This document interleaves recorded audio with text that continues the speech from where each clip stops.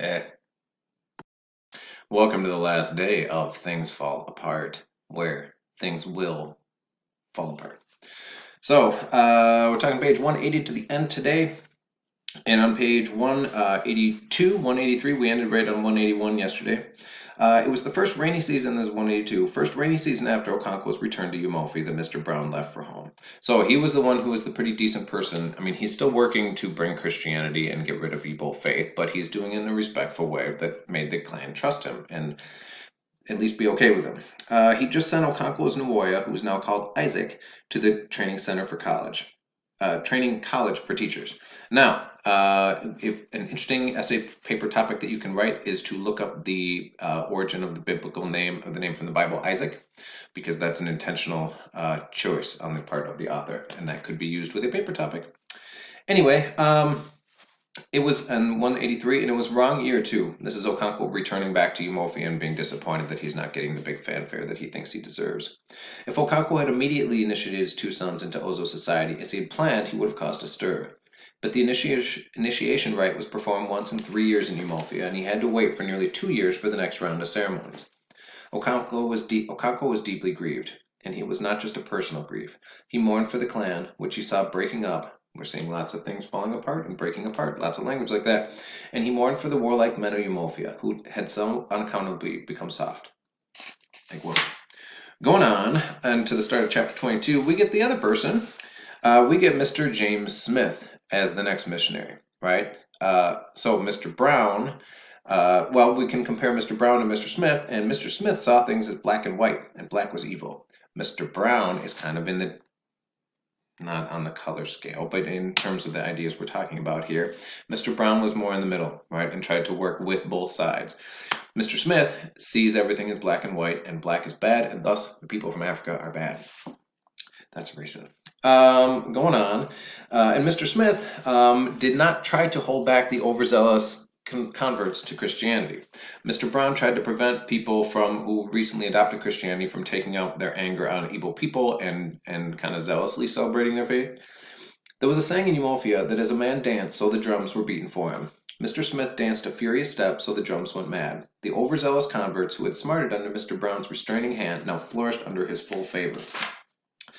Going on a little bit, Enoch was the one who killed the snake, the python, and he also, during one of the Igwugwu ceremonies, jumped up and ripped the mask off, right? So Igwugwu ceremonies are one of those times when the spirit world crosses over into the physical human world, right?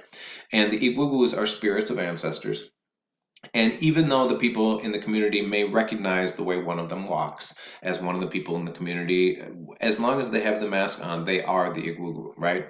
When Chilo starts to prophesize, she is Agbala, right? During day-to-day life, she's just Chilo, but when the spirit comes up, when she starts to feel it, then she becomes Agbala. In 187, the leaders of the Christians had met together at Mr. Smith's parsonage the previous night. As they deliberated, they could hear the mother of spirits wailing for her son. This chilling sound affected Mr. Smith, and for the first time he seemed to be afraid. What are they planning to do, he asked. No one knew, because such a thing had never happened before. Now, the people show up, and the people from the village, and they don't attack right away. They almost do. Because they're very angry. Tell the white man that we do him no harm, he said to the interpreter. Tell him to go back to his house and leave us alone. We liked his brother, that was Mr. Brown, Reverend Brown, who was with us before. He was foolish, but we liked him, and for his sake we shall not harm his brother. Because they like Mr. Brown, they're not going to kill Mr. Smith. Then he said, Father of Umofia, I salute you. You can stay with us if you like our ways. You can worship your own God. It is good that a man should worship the gods and spirits of his fathers. Go back to your house so that you might not be hurt. Our anger is great, but we have held it down so that we could talk to you. So basically said, you can even live here. You can practice Christianity here. You can worship whatever God you want. And really, I mean, for a group coming in trying to take over, for the group that's being taken over to have this attitude, it's a very mature attitude. Mr. Smith told the interpreter, tell them to go away from here. This is a house of God, and I will not live to see it desecrated. Now, the translator softens that language quite a bit and says to the people, the white man says he is happy you have come to him with your grievances like friends. He will be happy if you leave the matter in his hands.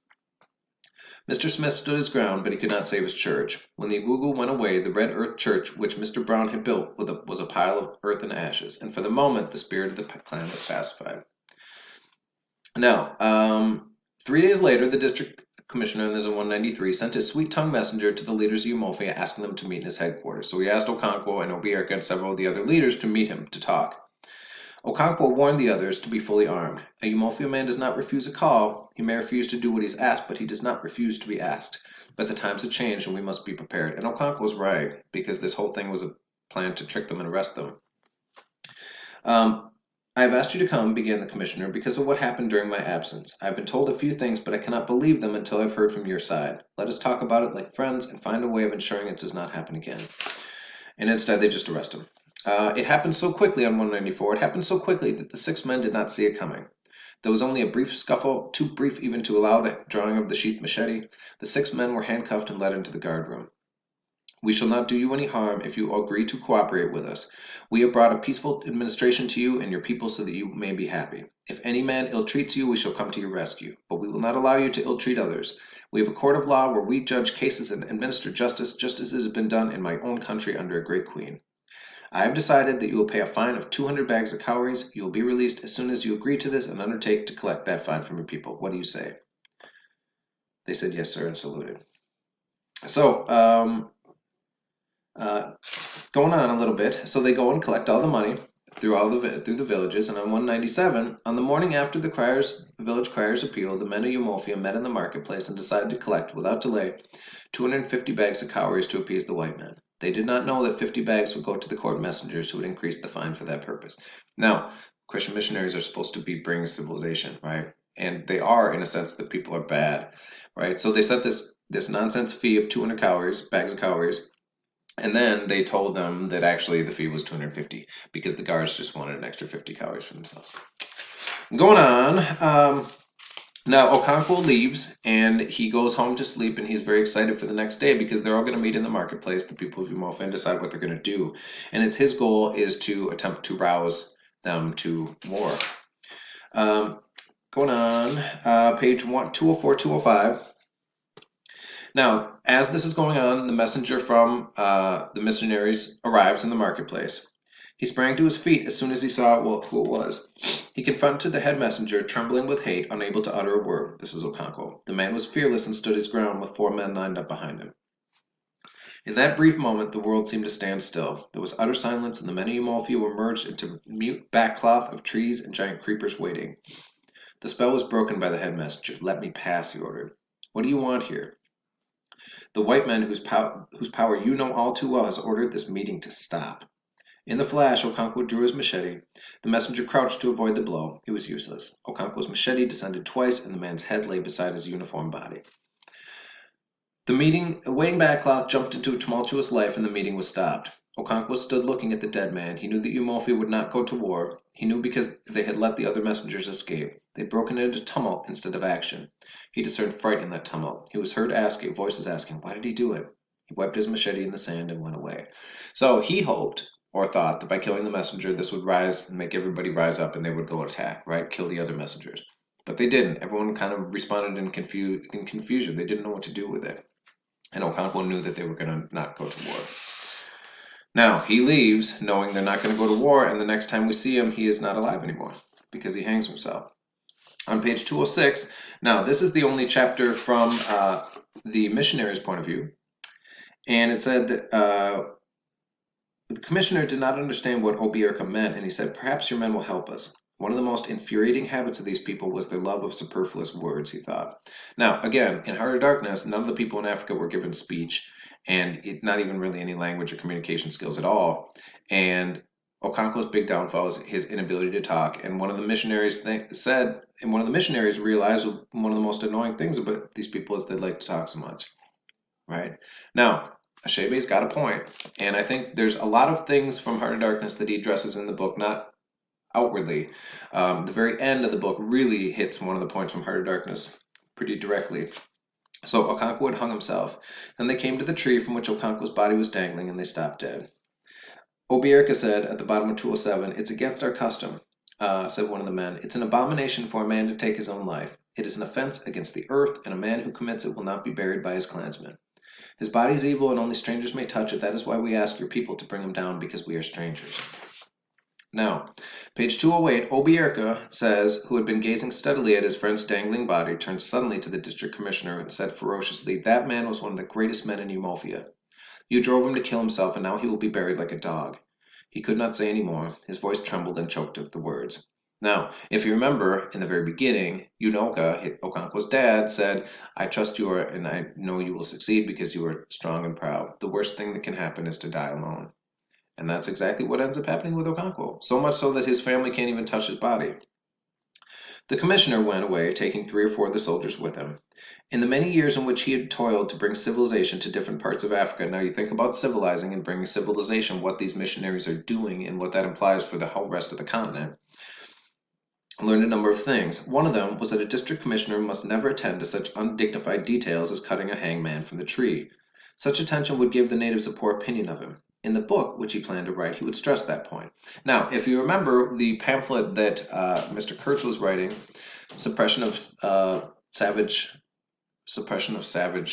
customs. I'm totally spacing, but it's something suppression of savage customs. Anyway, the book that this guy wanted to write every day brought him some new material. The story of the man who killed the messenger and hanged himself would make an interesting reading. Now, the story of the man who killed the messenger and hanged himself is Okonkwo. The story we have gotten Okonkwo has now taken us 208 pages to get through, right? One could almost write a whole chapter on him. Perhaps not a whole chapter, but a reasonable paragraph at any rate.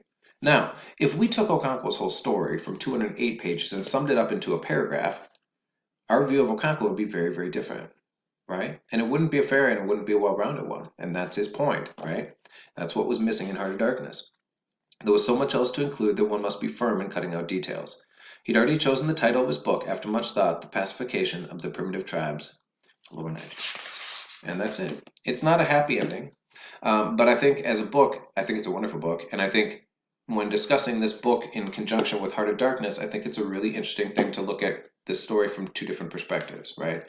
And one year I taught this one first and then did Heart of Darkness, and people viewed Heart of Darkness much worse after that, because all the people in Africa that they were discussing in Heart of Darkness, they were thinking of people like Okonkwo and Chilo and Azinma and thinking of actual people, instead of, in Heart of Darkness, we just get kind of large masses of people, a whole large group of people screaming.